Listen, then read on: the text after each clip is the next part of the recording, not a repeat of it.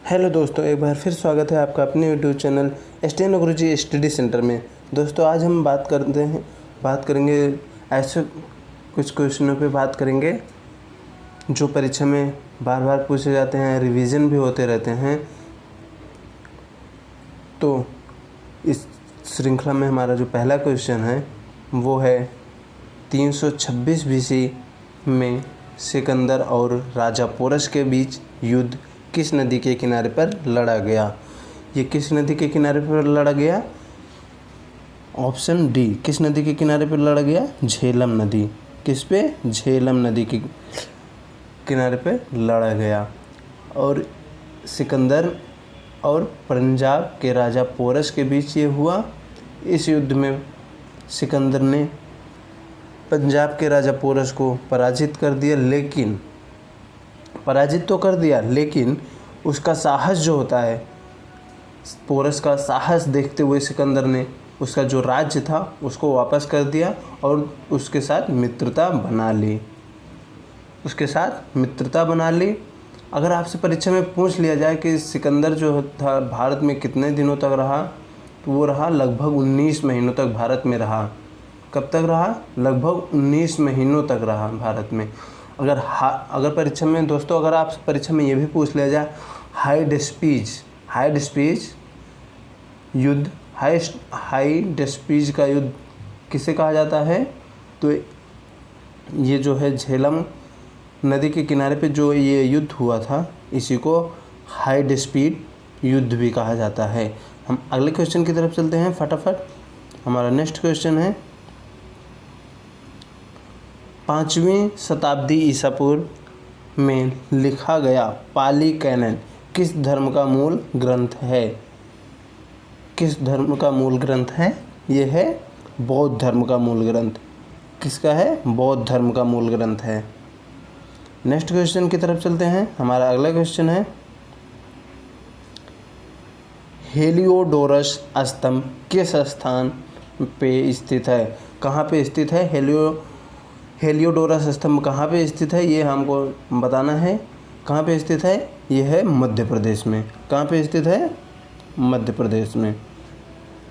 मध्य प्रदेश अगर आपसे परीक्षा में पूछ लिया जाए मध्य प्रदेश में कहाँ पे स्थित है, तो मध्य प्रदेश के विदिशा जिले में स्थित है। और परीक्षा में अगर आपसे पूछ लिया जाए किसका निर्माण किसने कराया था, तो इसका निर्माण जो था हेलियोडोरस ने ही कराया था।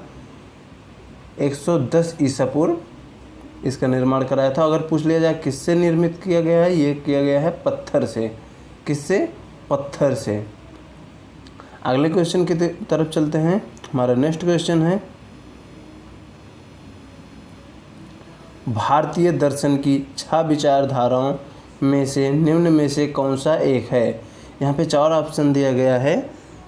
भारतीय दर्शन की 6 विचारधारा में से कौन सा एक है? यहाँ पे एक ही दिया गया है और हम आपको 6 दर्शन जो हैं उसके बारे में भी बताएंगे। यहाँ पे जो सही ऑप्शन है ये है वेदांत। क्या है? वेदांत। और भारतीय दर्शन के जो 6 विचारधाराएं हैं वो है न्याय, वैशिक, सांख्य, योग, मीमांसा और जो है वेदांत। क्या है? न्याय, वैशिक, सांख्य, योग, मीमांसा और वेदांत। अगले क्वेश्चन की तरफ चलते हैं। हमारा नेक्स्ट क्वेश्चन है चंपारण सत्याग्रह किससे संबंधित है? चंपारण सत्याग्रह किससे संबंधित है? तो ये किससे संबंधित है? नील की खेती से। किससे संबंधित है? नील की खेती से। और अगर आपसे परीक्षा में पूछ लिया तो ये चंपारण सत्याग्रह शुरू कब हुआ था? ये हुआ था 19 अप्रैल 1917। कब हुआ था? 19 अप्रैल 1917 को शुरू हुआ था।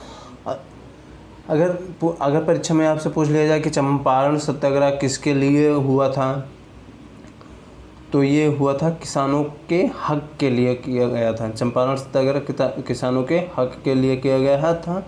वहाँ पे जो हज़ारों भूमिहीन किसान, मजदूर किसान जो भी थे, उनको खाद्यान्न खाने की जो वस्तुएं हैं वो ना उपजाकर उन्हें नील और नकदी फसलों की खेती करने के लिए बाध्य किया जाता था।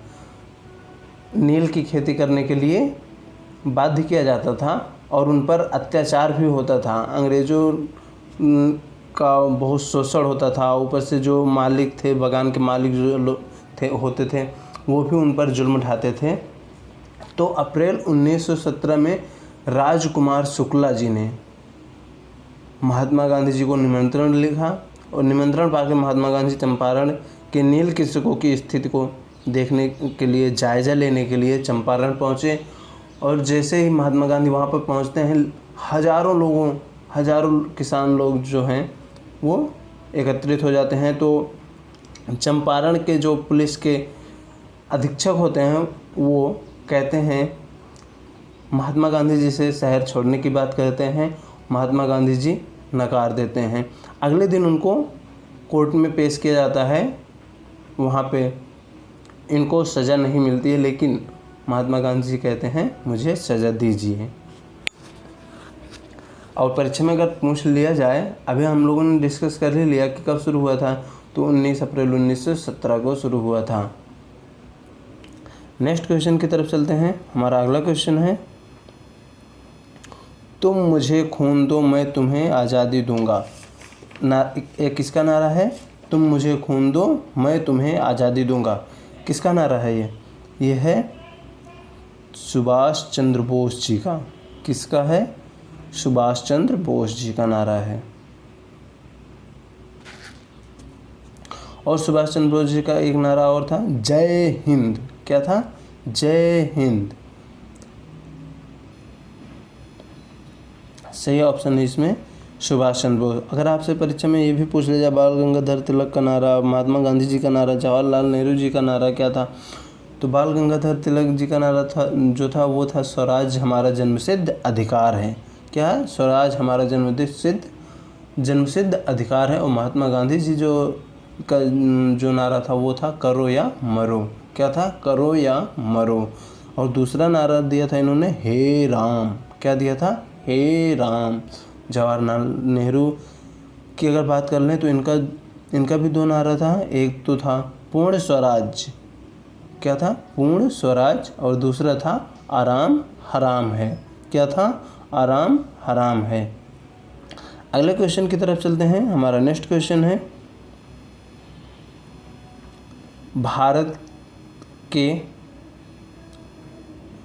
के किस वायसराय के कार्यकाल के दौरान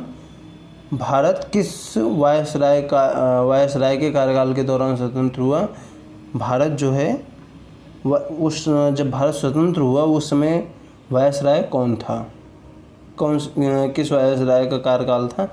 वो था लॉर्ड माउंटबेटन का। किसका था? Lord Mountbatten. नेक्स्ट क्वेश्चन की तरफ चलते हैं। हमारा अगला क्वेश्चन है, असहयोग आंदोलन के दौरान किस तारीख को भीड़ ने गोरखपुर की चौरी चौरा के पुलिस थाने में आग लगा दी? कब आग लगा दी? ये लगा दी थी 4 फरवरी 1922 को। 4 फरवरी 1922 को लगा दी। अगर परीक्षा में आपसे ये पूछ लिया जाए महात्मा गांधी ने असहयोग आंदोलन वापस कब ले लिया, तो इन्होंने वापस लिया 12 फरवरी 1922 को।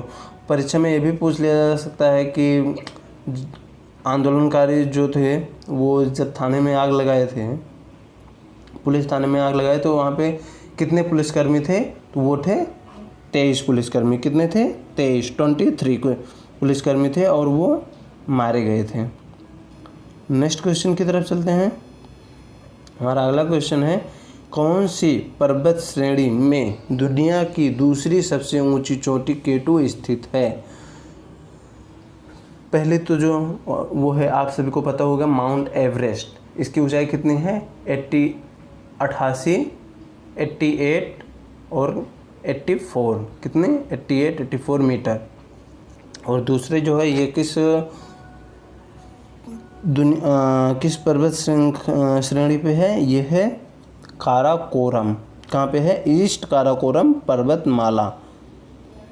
कहाँ पे है? ईस्ट काराकोरम पर्वतमाला। या कहाँ तक विस्तृत है? ये पाकिस्तान के किलगित बल्तिस्तान क्षेत्र चीन द्वारा नियंत्रित, चीन के नियंत्रण में जो है शिनजियांग प्रदेश, क्या है? शिनजियांग प्रदेश की सीमा जो है वहाँ काराकोरम पर्वत बालतोरो मुजताग उप श्रृंखला पर स्थित है। कहाँ पे है? बालतोरो मुजताग। अगर आपसे परीक्षा में पूछ लिया जाए इसकी ऊंचाई कितनी है, तो इसकी ऊंचाई है 8611 मीटर, यानी कि 8611 मीटर। अगर फिट में पूछ लिया जाए तो 28,251 फिट। कितना? 28,251 फिट। नेक्स्ट क्वेश्चन की तरफ चलते हैं। हमारा अगला क्वेश्चन है,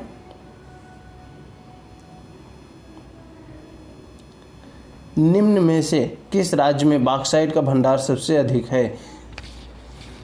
निम्न में से किस राज्य में बॉक्साइट का भंडार सबसे अधिक है? तो कहाँ पे है ये बॉक्साइट का भंडार सबसे अधिक? कहाँ पे है? ओडिशा में। कहाँ पे है?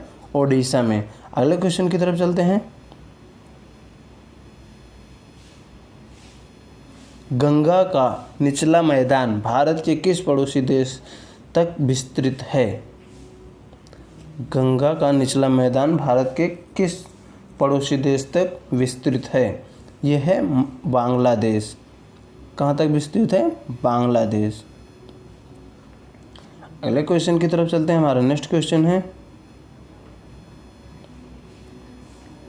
महात्मा गांधी जी ने किस गोलमेज सम्मेलन में भाग लिया था? महात्मा गांधी जी ने किस गोलमेज सम्मेलन में भाग लिया था? तो ये लिया था द्वितीय गोलमेज सम्मेलन में। किसमें? द्वितीय गोलमेज सम्मेलन में।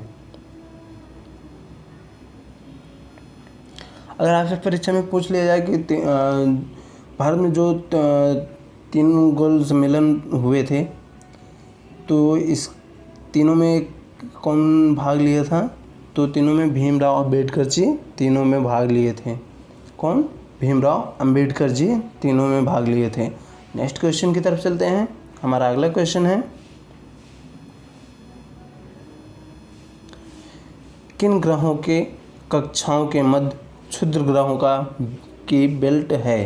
क्षुद्र ग्रहों की बेल्ट किन ग्रहों की कक्षाओं में है? यह है मंगल और बृहस्पति। कहाँ पे है? मंगल और बृहस्पति। नेक्स्ट क्वेश्चन की तरफ चलते हैं। हमारा अगला जो क्वेश्चन है, भारत की वित्तीय राजधानी क्या है? भारत की वित्तीय राजधानी क्या है? तो क्या है भारत की वित्तीय राजधानी? यह है मुंबई। क्या है? मुंबई। अगले क्वेश्चन की तरफ चलते हैं। हमारा नेक्स्ट क्वेश्चन है, गुड्स एवं सर्विसेज टैक्स या वस्तु एवं सेवा कर जीएसटी, जिसे कहते हैं जीएसटी, भारत में कब लागू हुआ? वैसे अगर यहाँ पे क्वेश्चन जो हो रहा है, जीएसटी भारत में कब लागू हुआ? जीएसटी जो है कब लागू हुआ? ये हुआ 1 जुलाई 2017। कब लागू हुआ? 1 जुलाई 2017 को। अगर आपसे परीक्षा में ये भी पूछ लिया जाए कि संसद में कब पारित किया गया, तो ये पारित किया गया था 29 मार्च 2017 को संसद में पारित किया गया और 1 जुलाई 2017 को लागू हुआ। कब पारित किया गया? 29 मार्च 2017 को पारित किया गया संसद में और 1 जुलाई 2017 को भारत में ये लागू कर दिया गया। नेक्स्ट क्वेश्चन की तरफ चलते हैं। हमारा अगला क्वेश्चन है,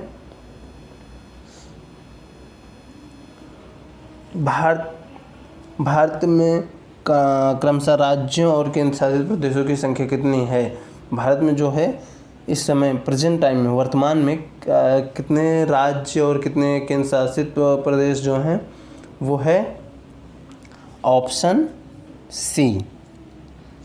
क्या है? ऑप्शन सी 28 प्रदेश और 8 केंद्र शासित प्रदेश हैं। प्रेजेंट टाइम में अभी वर्तमान में 28 राज्य और 8 केंद्र शासित प्रदेश हैं। अगले क्वेश्चन की तरफ चलते हैं। हमारा नेक्स्ट क्वेश्चन है, संविधान में संविधान सभा में उद्देश्य प्रस्ताव निम्नलिखित में से किसके द्वारा प्रस्तुत किया गया था? संविधान सभा में उद्देश्य का प्रस्ताव किसके द्वारा जो है प्रस्तुत किया गया था?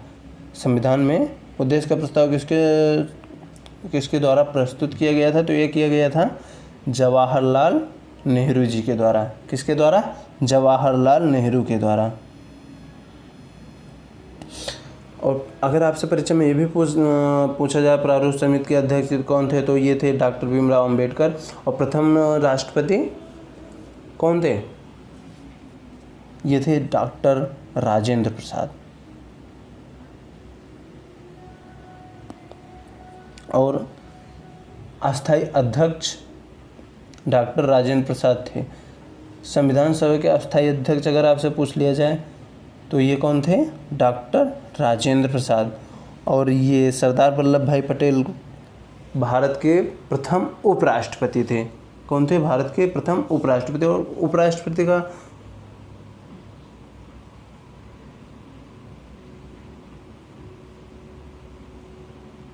यहाँ पे थोड़ा सा स्किप कर रहा है, जो सरदार वल्लभ भाई पटेल थे इनका थोड़ा रॉन्ग इन्फॉर्मेशन हो गया, मतलब थोड़ा स्किप कर गया है।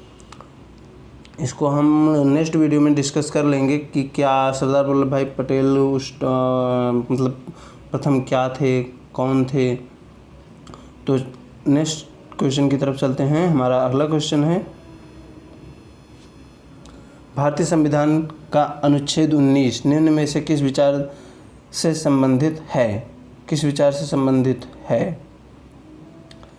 ये है स्वतंत्रता का अधिकार। अनुच्छेद 19 स्वतंत्रता का अधिकार से संबंधित है। अगर आपसे परीक्षा में पूछ लिया जाए संवैधानिक उपचारों का अधिकार किस अनुच्छेद के से संबंधित है? ये है अनुच्छेद 32। कितने? अनुच्छेद 32। शिक्षा का अधिकार 21 का और 21 संविधान संशोधन के तहत ये लाया गया था। 86वें संविधान संशोधन के तहत 2002 में ये पारित किया गया था। 6 से 14 साल के सभी बच्चों को अनिवार्य शिक्षा दी जाए। 6 से 14 साल के सभी बच्चों को मुफ्त और अनिवार्य शिक्षा दी जाए। नेक्स्ट क्वेश्चन की तरफ चलते हैं। हमारा अगला जो क्वेश्चन है, यदि मौद्रिक नीति ब्याज दरों के प्रबंध और धन की आपूर्ति से संबंधित है तो राजकोषीय नीति किससे संबंधित है? किससे संबंधित है? यह है कराधान और सरकारी खर्च। क्या है? कराधान और सरकारी खर्च से संबंधित है। राजकोषीय नीति कराधान और सरकारी खर्च से संबंधित है। अगले क्वेश्चन की तरफ चलते हैं और इस वीडियो का लास्ट क्वेश्चन है, भारत में स्वतंत्र और निष्पक्ष चुनाव कराने के लिए कौन सा स्वायत्त निकाय उत्तरदायी है? तो ये है निर्वाचन आयोग। कौन है? निर्वाचन आयोग। अगर आपसे परीक्षा में ये भी दोस्तों अगर परीक्षा में आपसे पूछ लिया जाए निर्वाचन आयोग का गठन कब हुआ था, तो ये हुआ था 25 जनवरी 1950 को। कब हुआ था? 25 जनवरी 1950 को। और वर्तमान में चुनाव मुख्य आयुक्त कौन है? श्री सुनील चंद्रा जी। और कौन से नंबर के हैं ये? 24वें नंबर के चुनाव आयुक्त हैं। अगर मतदाता दिवस पूछ लिया जाए आपसे परीक्षा में, मतदाता दिवस कब मनाया जाता है? मतदाता दिवस मनाया जाता है 25 जनवरी को। कब मनाया जाता है मतदाता दिवस? ये मनाया जाता है 25 जनवरी को। अगर पूछ लिया जाए आपको निर्वाचन आयोग का जो मुख्यालय है, निर्वाचन आयोग का मुख्यालय कहाँ है? नई दिल्ली। कहाँ पे है? नई दिल्ली में। तो दोस्तों अगर आपको वीडियो अच्छा लगा हो तो अपने दोस्तों के साथ भी शेयर करें। अगर आप चैनल पे नए हैं तो चैनल को सब्सक्राइब कर नोटिफिकेशन बेल ऑन कर लें ताकि हमारे आने वाली वीडियो की नोटिफिकेशन आप तक सबसे पहले पहुंचे और आपसे मिस ना हो। इसी तरह के वीडियो हम रेगुलर लाते रहते हैं,